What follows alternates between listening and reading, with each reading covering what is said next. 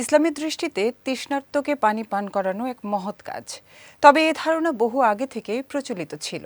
ইসলাম পূর্ব আরব সমাজে কাবা ঘরকে ঘিরে কিছু বিশেষ দায়িত্ব ছিল।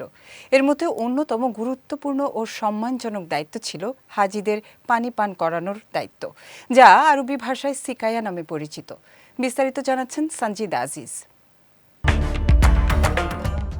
সিকায়া বলতে বোঝায় হজের মৌসুমে দূর দূরান্ত থেকে আগত হাজিদের জন্য নিরাপদ ও পর্যাপ্ত পানির ব্যবস্থা করা। ইতিহাসবিদ ইবনে হিশাম উল্লেখ করেছেন, কুরাইশদের মধ্যে যিনি সিকায়ার দায়িত্বে থাকতেন তিনি সমাজে বিশেষ সম্মান ও প্রভাব অর্জন করতেন।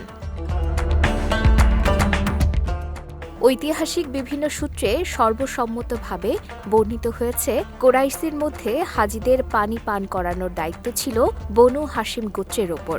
এই দায়িত্বের মূল প্রবর্তক ছিলেন রাসূল সাল্লাল্লাহু আলাইহি ওয়াসাল্লামের দাদা আব্দুল মুত্তালিব ইবনে হাশিম। ইতিহাসবিদ ইবনে কাসির উল্লেখ করেন, আব্দুল মুত্তালিব স্বপ্নে নির্দেশ পেয়ে জমজম কূপ পুনরাবিষ্কার করেন এবং হাজিদের জন্য সেই পানি সরবরাহের ব্যবস্থা করেন। আব্দুল মুত্তালিবের ইন্তিকালের পর এই দায়িত্ব তার সন্তানদের মধ্যে বণ্টিত হয়। পরবর্তীকালে এই দায়িত্ব প্রধানত পালন করেন তার ছেলে আব্বাস ইবনে আব্দুল মুত্তালিব রাদিয়াল্লাহু তাআলা আনহু।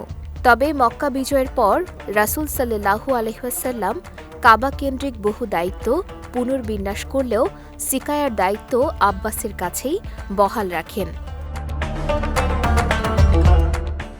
সিকায়ার দায়িত্ব থেকে স্পষ্ট যে ইসলাম পূর্ব আরব সমাজেও মানব সেবা ও অতিথি পরায়ণতা একটি গুরুত্বপূর্ণ মূল্যবোধ ছিল। সিকায়া মূলত মানব সেবা, নেতৃত্ব ও নৈতিক মর্যাদার এক উজ্জ্বল দৃষ্টান্ত। সঞ্জিদা আজিজ, বিজয় টিভি, নিউজ ডেস্ক।